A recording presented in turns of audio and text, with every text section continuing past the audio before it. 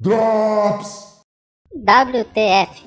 What the fuck? Agora eu tô no estudo para criar meu mangá direto no PC com a mesa digitalizadora e no momento comecei a usar o Photoshop e eu gostaria de saber qual é o melhor tamanho da folha para publicar. Se puder me ajudar, agradeço. Eu agradeceria se tivesse vírgulas nesse comentário.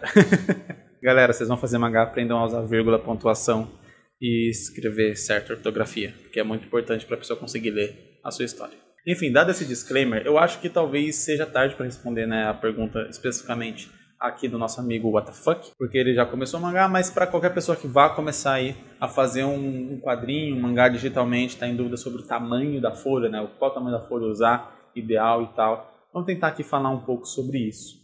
Eu acho que o principal ponto que você tem que definir antes de você começar a fazer a sua história é: ela vai ser impressa? Algum dia você pretende imprimir ela numa gráfica, esse tipo de coisa, algum dia? Porque se sim, aí você já tem alguns tamanhos pré-estabelecidos que você pode utilizar na sua história de acordo com o tamanho do qual você quer imprimir. Então tem alguns tamanhos do mercado que eles já utilizam que são mais baratas a produção. Eles já utilizam esse tamanho exatamente por baratear o custo, porque você perde menos folha no corte, né?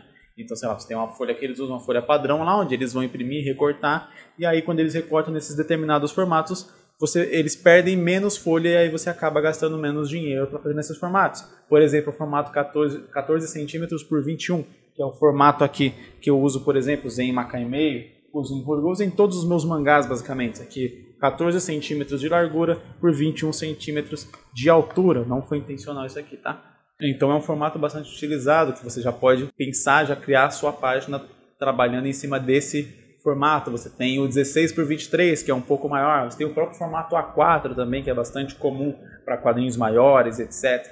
E você tem também formatos menores. Eu não sei qual é o formato menor que esse, acho que é o 10 por 15, não tenho certeza. Mas daí o que vale a pena você fazer? Você pensar, eu quero imprimir minha história, vou pesquisar aqui, sei lá, olhar algumas gráficas e ver quais formatos elas imprimem, quais formatos saem mais barato e tal. Você já faz um trabalhinho ali de triagem de gráfica antes para você decidir qual formato você vai trabalhar a sua história. Se ela for ser digital, aí, cara, o céu é o limite. Se ela for sair só online e tal, você tem hoje, por exemplo, o fenômeno das webtoons, né, que são aqueles quadrinhos que eles tentam utilizar a rolagem de um celular ou da página do computador, enfim, da tela do computador, como forma narrativa, então dando bastante espaço entre os quadros e tal, para você conseguir ter uma percepção de tempo, várias técnicas que são empregadas ali nesse formato mega longo, né, que não caberia dentro de uma história impressa nem ferrando. Aliás, eu não vi como é que ficou ainda a versão impressa, né, da New Pop de Solo Leveling. Não faço ideia de como eles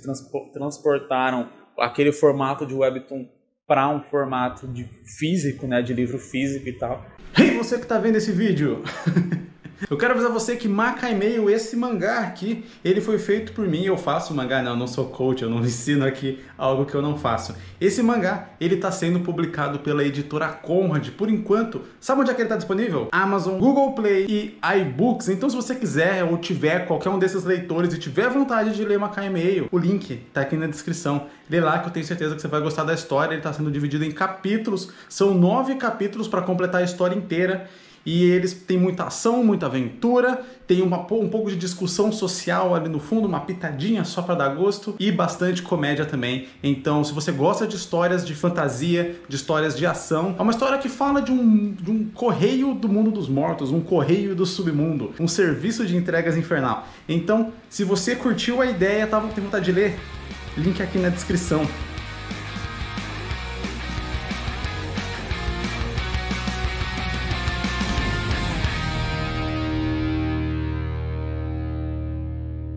Então, como eu disse, no digital você tem como fazer do jeito que você quiser a história. Inclusive, eu acho bem interessante esse formato de webtoon.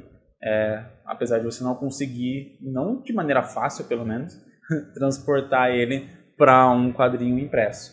Então, quer fazer ele e já pensar, não, caso eu queira imprimir e tal, já faz ele naquele formatinho parecido. A maioria segue um modelo padrão, estilo esse 14 por 21, 16 por 23 e tal. Ele é um pouco mais fininho, um pouco mais comprido. Então você já fazer sua história perto desse formato vai te ajudar a, vamos dizer assim, mexer nela um pouco quando você for imprimir. Por exemplo, eu sempre fazia meus quadrinhos em A4. O A4 quando você vai transportar para esse formato, que foi o formato que eu imprimi, você tinha que, às vezes, comer um pouco o topo das páginas, porque ele é mais quadradinho, né? Então ele era um pouco mais largo. E aí, muitas vezes, eu tive que ou esticar um pouco a história ali, de um jeito que não ficasse tão perceptível, né? Que não distorcesse completamente o desenho. Então eu esticava um pouquinho, às vezes cortava algum pedacinho ali do topo para poder caber as laterais sem cortar tantas laterais, ainda mais porque quando você vai imprimir você tem a lombada, né? Você tem isso aqui, e aí não tem como abrir, então você não pode desenhar até aqui, né? Até o limite, você tem que ter um espaço aqui para você conseguir ler. Aqui, você está vendo, tem a linha, aqui ó, a história ela não passa muito daqui dessa linha, só em quadros assim onde era intencional mesmo, mas no geral você tem essa linha que ultrapassa aqui, principalmente porque você não pode pôr texto, né, antes aqui, senão a pessoa não vai conseguir ler, ela vai ter que rasgar o mangá, abrir ele, nem doido para conseguir ler. Então, quando você vai imprimir, tem esses fatores que você tem que levar em conta. Isso é interessante você já observar antes, na hora que você estiver fazendo a sua história, para depois você ter menos trabalho na hora de transformar ela num encadernado. Se você tem alguma dúvida que você quer que eu responda aqui, é só deixar nos comentários, eu sempre estou lendo e respondendo e trazendo aqui respostas sobre as dúvidas de vocês. Muito obrigado por ter assistido, valeu, falou, é nóis!